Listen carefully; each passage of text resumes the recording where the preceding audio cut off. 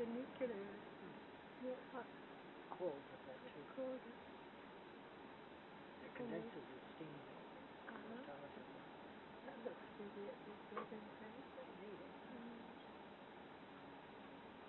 I like the blur of things. Yeah, a big coal here.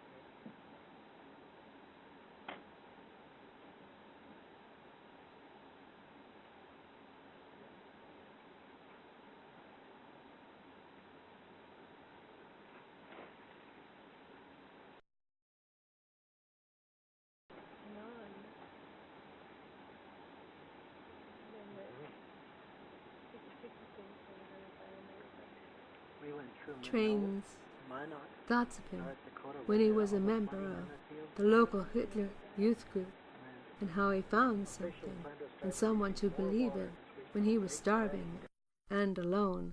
And I'm remembering him telling about, his father telling about a neighbor who'd herded his wife and many children into the village bake oven, and they burned to death his reason because the opposing tribe did terrible things to women and children in war. And there was a trip to Frankfurt, and our room was beside the tracks, and I could hear trains all night and day, and I could see the kinds of cars, and had hints of the freight, and I asked him what he did during the war, and he described having a train pass supposedly for youth group business, and I'd asked him, hadn't you noticed cargoes? And he just turned away, saying he was looking for his mother and brother who'd been taken as prisoners, and there was also her story about escape back to the homeland, and she'd gotten sick, and her people had given her a train pass to take her homeward to a place that was home, but wasn't really. And I'm remembering trains in India, how crowded they were, even on rooftops, because here was a way of escaping poverty and slavery with at least some hope of a better world. So I think about my thoughts. I think about my thoughts as trains.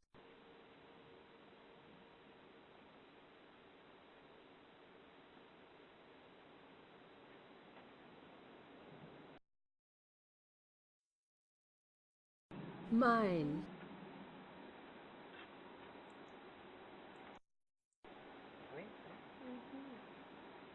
It feels unnerving a bit as well, but the fact is, I'm busy, too busy, and there's a familiar stone in my shoe, which is comforting in strange ways.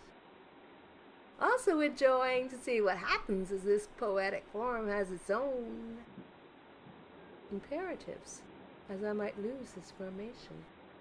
Meanwhile, at about 7 a.m., the Agua Canyon tour train whistle blows, and it's beautiful and haunting. And I'm back in Prescott on a Saturday morning.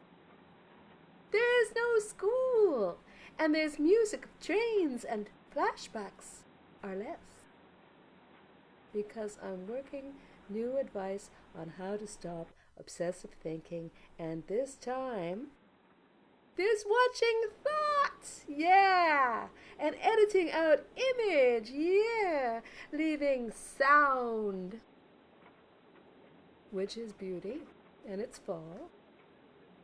And there's also some quality of sun coming through my kitchen window, and I can keep that and join to it the call of, yeah, you can join to it the call of geese flying along the river in Iron Bridge. And despite this confusion of location and time, yeah, I am in my garden now, and I can keep these days. Yeah, I can keep these days, sounds, sensations, as truly, truly mine.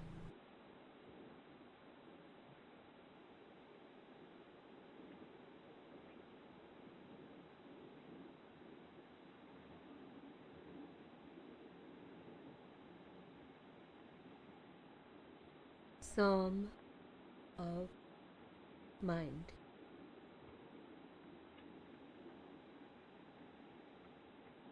There's a lot to organizing photos, and I'm also learning how much scope there is to manipulate photos, and the editing function brings out which aspects of the image paid attention to, but there's now an ability to make those aspects of image so obvious that one would have to be blind to miss the point, which is to say,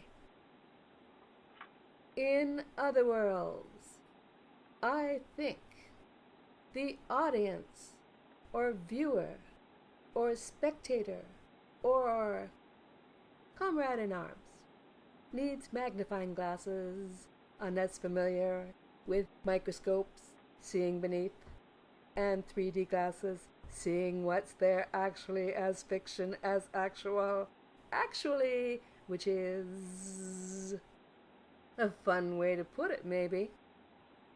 The computer stalls often, and there's more to learn about uninstalling, probably requiring cash bucks paid to experts other than myself, spending 12 hours yesterday doing what could be done from this end of the connection, which is to say, this mind feels rather fucked up, and pleasured simultaneously all this power and glory for such little and huge effect of being connected to India, judging by the last names of those credited with creating the programs I'm using, and theirs. Owing a debt of thanks, owing a debt of thanks, owing a debt of thanks to India. I mean it sincerely, and to the US of A for initial discoveries, and the Brits for other blessings. And it's a wild ride now, connecting so vividly by way of programs and invisibles and machine-assisted seeing, which feels somewhat like old acid trips or taking speed trains to alternate universes, except I'm here, and this is real, sort of, and humorous too, and huge. Yeah, mega huge. Fitting into some.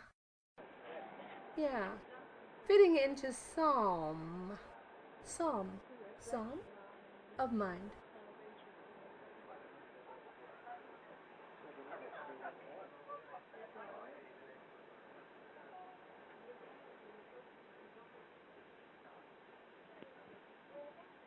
Art. Red River Valley.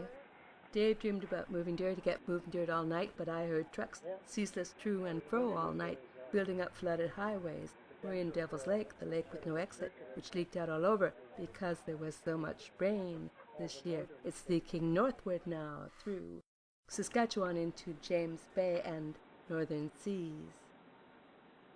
Red River Valley, old songs come to mind, and this motel has a pioneer wagon, skeletal and small, beside the highway, and between there's a railway. Line pushing west, line pushing west, line pushing west, where once were buffalo as far as the eye could shoot. From trains we push to Pacific waters. This ceaseless wind, I bend like prairie grasses to just stand up sometimes.